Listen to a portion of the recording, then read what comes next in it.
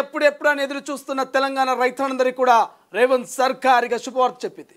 ఈ నెల 14 నుంచి రైతు భరోసా డబ్బులు రైతుల ఖాతాలో వేసేందుకు ఇక కేబినెట్ సబ్ కమిటీ సర్వం సిద్ధమైనట్టు తెలుస్తుంది. ఇప్పుడే కేబినెట్ సబ్ కమిటీ భేటీ ముగిసింది. ఎల్లుండి ఇక రాష్ట్ర కేబినెట్ సంబంధించిన సమావేశం ఉంది. సో మంత్రివర్గ విస్తరణకు మనం చూస్తున్నాం, బిగ్ బ్రేక్ న్యూస్ చూస్తున్నాం. ఒక్కసారిగా ఇక మంత్రివర్గ భేటీ కాబోతుంది. ఈ నెల 4వ తారీఖున మంత్రివర్గ భేటీలో కూడా ఈ యొక్క కేబినెట్ సబ్ కమిటీకి సంబంధించినటువంటి అంశాల గురించి, దాంతోపాటు ఈ నెల 14 నుంచి కూడా రైతు భరోసాను ఇచ్చేందుకు సిద్ధమవుతుంది. దానికి సంబంధించినటువంటి అంశాల గురించి డిస్కషన్ జరగబోతుంది. సో ఇప్పటికే దాదాపుగా 1,50,000 వ్యవసాయ భూమి ఉన్నట్టు తెలుస్తుంది తెలంగాణలో. వాటిలో దాదాపు 1,30,000 వ్యవసాయ భూమికి సంబంధించి 30,000 వ్యవసాయేతర ఉన్నట్టు తెలుస్తుంది. 1,30,000 మాత్రమే కేవలం వ్యవసాయ భూమి ఉంది. వాటందరికీ కూడా ఖచ్చితంగా అర్హులైనటువంటి నిరుపేదలు ఎవరైతే అర్హులైనటువంటి రైతులున్నారో వాళ్ళందరి ఖాతాలో ఎకరాకు 15,000 చొప్పున ఇక రైతు భరోసాను వేసేందుకు రేవంత్ సర్కార్ సిద్ధమవుతుంది. దానికి సంబంధించినటువంటి అప్డేట్ మనం ప్రస్తుతం చూస్తున్నాం. ఒక్కసారిగా తెలంగాణ రైతులంతా కూడా ఏడాది నుంచి ఎదురు చూస్తున్నారు. సో ఏడాది నుంచి కూడా రైతు భరోసా డబ్బులు రైతుల ఖాతాలో పడట్లేదు. ఎప్పుడెప్పుడు ఎదురు చూస్తున్నటువంటి రైతు భరోసాకు సంబంధించి చెబితే ఇప్పటికే కేబినెట్ సబ్ కమిటీ ఒక తీపి కబురు చెప్తోంది. సో ఖచ్చితంగా ఈ నెల 14 నుంచి అంటే సంక్రాంతి నుంచి రైతుల ఖాతాలో ఎకరాకు 7,500 చొప్పున ఇక వారి ఖాతాలో అయితే రైతు భరోసా డబ్బులు పడినట్టు తెలుస్తోంది. జనవరి 5 నుంచి 7 వరకు దరఖాస్తులు తీసుకునే అవకాశం ఉంది. ఈ నెల 4న జరగనున్న కేబినెట్ భేటీలో దీనిపై తుది నిర్ణయం తీసుకున్నట్టుగా తెలుస్తోంది. ఇక జనవరి 14 నుంచి రైతు భరోసా అమలు చేసేందుకు అవకాశం ఉంది. అయితే సంక్రాంతి పండుగ నుంచి రైతుల ఖాతాలో ఎకరానికి 7,500 చొప్పున రైతు భరోసాను అందించేందుకు ఇక సర్వం సిద్ధమైంది. ధరణి ప్రకారం 1,50,00,000 ఎకరాల వ్యవసాయ భూమి ఉన్నట్టు తెలుస్తోంది. సో సాగు చేయని భూములు తీసేస్తే 1,30,00,000 ఎకరాల రైతు భరోసాకు ఇక శ్రీకారం చుట్టినట్టు తెలుస్తుంది. ఒకసారి ఇదే అంశం మీద మా ప్రతినిధి విజయ్తో మాట్లాడదాం, మరింత సమాచారం తెలుసుకుందాం. విజయ్, ప్రస్తుతం అసలు కేబినెట్ సబ్ కమిటీ భేటీ ముగిసినట్టు తెలుస్తోంది. సో ఎటువంటి నిర్ణయం తీసుకున్నారు? ఎప్పటి నుంచి రైతు భరోసా రైతుల ఖాతాలో పడే అవకాశం ఉంది? రైతు భరోసాపై ఏర్పడినటువంటి కేబినెట్ సబ్ కమిటీ భేటీ అయితే ముగిసింది. శ్రీశైలం రైతు భరోసా విధి విధానాలపైన ఎల్లుండి జరగబోయేటువంటి రాష్ట్ర కేబినెట్ సమావేశంలో ఫైనల్ నిర్ణయం తీసుకొని ఈ ఫైనల్ నిర్ణయం తర్వాత జనవరి 14వ తేదీ నుంచి రైతు భరోసా అమలు చేయబోతున్నది ప్రభుత్వం. అయితే రైతు భరోసాకు ఐటీ చెల్లింపు అలాగే భూమి పరిమితి పెట్టవద్దని చెప్పి కూడా కమిటీ అయితే అభిప్రాయపడింది. సో అధికారుల సర్వే, శాటిలైట్ మ్యాపింగ్ ద్వారా సాగు భూములను గుర్తించాలని చెప్పి కూడా కమిటీ అయితే నిర్ణయం తీసుకున్నట్టుగా తెలుస్తా ఉంది. జనవరి 5 నుంచి 7 వరకు దరఖాస్తులు తీసుకునేటువంటి అవకాశం కూడా ఉంది. ఈ నేపథ్యంలోనే ఈ నెల 4న జరగనున్నటువంటి కేబినెట్ భేటీలో దీనిపైన తుది నిర్ణయం తీసుకోనున్నారు. సో జనవరి 14న రైతు భరోసా అమలు చేసేందుకు కూడా అవకాశం అయితే కనిపిస్తా ఉంది. సంక్రాంతి పండుగ నుంచి రైతుల ఖాతాలో ఎకరానికి సుమారు 7,500 చొప్పున రైతుల భరోసాకు అంటే రైతు భరోసాకు సంబంధించినటువంటి డబ్బులు కూడా అందించేందుకు అయితే సిద్ధంగా ఉంది ప్రభుత్వం. ధరణి ప్రకారం 1,53,00,000 ఎకరాల వ్యవసాయ భూమి ఉన్నట్టుగా కూడా సమాచారం ఉంది తెలంగాణలో.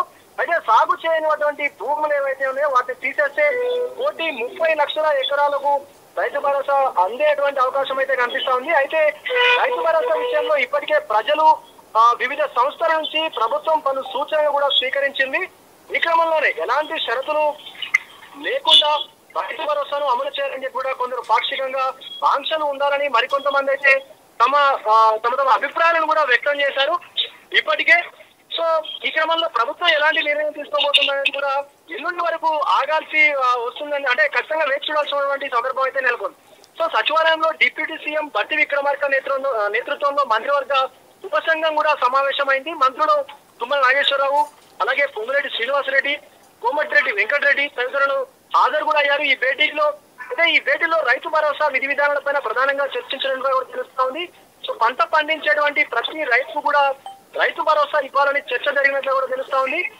తెలంగాణ ప్రభుత్వం రైతు సంక్షేమానికి పెద్దపీట వేస్తున్నటువంటి సంగతి తెలిసిందే. ఇప్పటికే 2 లక్షల రైతు రుణమాఫీ పూర్తి చేశారు. మొత్తం 4 విడతల్లో దాదాపు 25 లక్షల మందికి రైతులకు కూడా వాళ్ళ ఖాతాలో 21,000 కోట్లు కూడా జమ చేసినట్లు కూడా ప్రభుత్వ పెద్దలైతే మనకు వెల్లడించినటువంటి సమాచారం.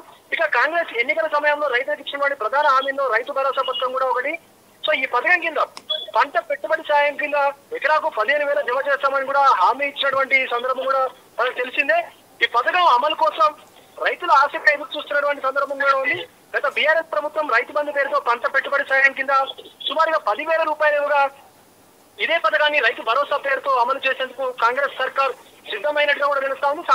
ఈ యొక్క వచ్చేటువంటి సంక్రాంతి పండుగ నుంచి రాష్ట్రంలో రైతు భరోసా పంట పెట్టుబడి సాయం డబ్బులు రైతుల ఖాతాలో జమ చేస్తామని చెప్పి కూడా ఇప్పటికే సీఎం రేవంత్ సహా పలువురు మంత్రులు కూడా వివిధ సందర్భాల్లో వెల్లడించినటువంటి సందర్భం కూడా ఉంది. విధి విధానాల రూపకల్పన కోసం డిప్యూటీ సీఎం మల్లు భట్టి విక్రమార్క నేతృత్వంలో కేబినెట్ సబ్ కమిటీ కూడా ఏర్పాటు చేశారు. సో ఈ గత ప్రభుత్వంలా కాకుండా పంట సాగు చేస్తున్నటువంటి ప్రతి రైతుకు కూడా ఆర్థిక భరోసా అందాలని కాంగ్రెస్ భావిస్తా ఉంది. అందులో భాగంగానే రైతు భరోసా పథకం కోసం ప్రతి రైతు నుంచి కూడా సెల్ఫ్ డిక్లరేషన్ తీసుకోవాలని కాంగ్రెస్ ప్రభుత్వం కసరత్తు కూడా చేస్తా ఉంది. సో ప్రతి సీజన్ లో ఎన్ని ఎకరాల్లో ఏ పంటలు సాగు చేశారనేటువంటి వివరాలను కూడా సంబంధిత రైతుల నుంచి అలాగే అధికారుల నుంచి కూడా తీసుకోవాలని భావిస్తా ఉంది. పైగా ఈ ప్రతిపాదనకు కమిటీలోని మంత్రులంతా కూడా సరే అన్నట్టుగా కూడా సమాచారం ఉంది శ్రీశైలం. అయితే ఈ యొక్క సెల్ఫ్ డిక్లరేషన్ వల్ల చిన్న సన్నకారు రైతులు నష్టపోతారని అంటే మనకు భారతీయ రాష్ట్ర సమితికి సంబంధించినటువంటి బీఆర్ఎస్ కు సంబంధించినటువంటి కొంతమంది నాయకులు కూడా చెప్తా ఉన్నారు. 2 విడతల పంట ఏదైతే ఉందో పంట సాయం కోసం రైతులు 2 సార్లు దరఖాస్తు చేసుకోవాల్సి ఉంటుంది. దీంతో రైతులు వ్యవసాయ పనులు పక్కన పెట్టి పంచాయతీ ఆఫీస్ చుట్టూ తిరగాల లేదా అధికారుల చుట్టూ తిరగాల, ఇట్లా వాళ్ళ చుట్టూ తిరగాల్సి వస్తుందని చెప్పేసి కూడా కొంతమంది టీఆర్ఎస్ నాయకులు మరి ఇతర ప్రతిపక్ష నేతలు కూడా ఫైర్ అవుతున్నటువంటి కొంత పరిస్థితి అయితే ఉంది. సో మళ్ళీ పైరవీలు కమిషన్లకు యొక్క పథకం అడ్డాగా మారే అవకాశం ఉందని చెప్పేసి కూడా వాళ్ళు ఆరోపిస్తా ఉన్నారు. సో సెల్ఫ్ డిక్లరేషన్ లో రైతు తన భూమికి సంబంధించిన పూర్తి సమాచారాన్ని అధికారులకు అందించాలి. సో ఏ పంట ఎన్ని ఎకరాల విస్తీర్ణంలో వేశారు అనేటువంటి కూడా తెలియజేయాలని మనకు చెప్తున్నటువంటి సందర్భం కూడా. సో రైతుల్లో ఎక్కువ మంది నిరక్షరాస్యులు కూడా ఉన్నారు. ఒకవేళ తప్పుడు సమాచారం ఇస్తే లేదా అనుకోనటువంటి పరిస్థితుల్లో పంట వేయడం సాధ్యం కాకుంటే ఆ సీజన్ లో వచ్చినటువంటి ఆర్థిక సహాయం తిరిగి ఇవ్వాల్సి వస్తా ఉంది. అయితే ఈ నెల 4న జరిగేటువంటి అధికారిక సమావేశంలో ఏమైనా మార్పులు చేర్పులు చేసేటువంటి అవకాశం కూడా ఉంది. సో చూడాలి మరి కాంగ్రెస్ ప్రభుత్వం ఎలా ఈ యొక్క పథకాన్ని అమలు చేయబోతుందో మనకు సంక్రాంతి తర్వాయి తెలిసేటువంటి అవకాశం అయితే కనిపిస్తోంది Srisailam. Thank you Vijay, thank you for update. ఇది ఓవరాల్గా ఇక రైతు భరోసాకు సంబంధించి రాష్ట్ర ప్రభుత్వం కీలక నిర్ణయం తీసుకున్నట్టు తెలుస్తుంది. ఒక్కసారి రైతు భరోసాకు సంబంధించి కనుక మనకు డెప్త్గా ఎక్స్ప్లెయిన్ చేసుకున్నట్టయితే ఒక్కసారి గతంలో ఇదే రైతు భరోసాను రైతు బంధు పేరిట బీఆర్ఎస్ ప్రభుత్వం హయాంలో ఇస్తూ వచ్చింది. సో రైతు బంధు కాస్త రైతు భరోసాగా మారింది. మీ అందరికి తెలుసు రైతు బంధే రైతు భరోసాగా మారింది. సో ఈ నేపథ్యంలోనే ఇక క్యాబినెట్ సబ్ కమిటీ వేసింది. క్యాబినెట్ సబ్ కమిటీ ఇప్పటికే ఆ యొక్క చర్చ అయితే ముగిసింది. సో క్యాబినెట్ సబ్ కమిటీకి సంబంధించి చర్చ ముగిసింది. చర్చలో ప్రధానంగా ఏదైతే ఇక 68 లక్షల మందికి సుమారుగా 68 లక్షల మందికి చేకున్నటువంటి లబ్ధి తెలుస్తోంది. దాదాపు 68 లక్షల మంది రైతులకైతే లబ్ధి చేకూరేటువంటి అవకాశం ఉంది. సో దాంతోపాటుగా 10 ఎకరాల పైన ఉన్నటువంటి రైతులు 10 ఎకరాల పైన ఉన్నటువంటి రైతుల ముచ్చటకు వస్తే దాదాపు 92,000 మంది రైతులు కూడా 10 ఎకరాల పైన ఉన్నటువంటి రైతులు ఉన్నట్టు తెలుస్తోంది. అండ్ దాంతోపాటుగా గత ప్రభుత్వంలో 21,000 కోట్ల రూపాయలు, సో 21,000 కోట్ల రూపాయలు గత ప్రభుత్వంలో ఈ ప్రభుత్వానికి సంబంధించి ఏదైతే రైతు బంధుకు సంబంధించి దుర్వినియోగం జరిగినట్టు తెలుస్తుంది. ఇక ఏదైతే గతంలో రాళ్ళు రప్పలకు గుట్టలకు ఇచ్చినటువంటి పరిస్థితి మనం చూసాం. కానీ ఇప్పుడు మాత్రం ఎవరైతే నిజమైనటువంటి అర్హులు ఉంటారో వాళ్ళందరికీ కూడా జనవరి 5 నుంచి జనవరి 7వ తారీఖు వరకు కూడా ఇక రైతు భరోసాకు సంబంధించి దరఖాస్తులు స్వీకారం చేయబోతున్నట్టు తెలుస్తుంది. ఒక్కసారి మనం కనుక ఈ రైతు భరోసా గురించి క్లియర్గా ఎక్స్ప్లెయిన్ చేసుకుందాం. ఒక్కసారి డెప్త్గా ఎక్స్ప్లెయిన్ చేసుకున్నట్టయితే సో గతంలో ఉన్నటువంటి బీఆర్ఎస్ ప్రభుత్వం సో రైతు బంధును ఎకరాకు 5,000 చొప్పున రైతుల ఖాతాలో వేస్తూ వచ్చింది. So assembly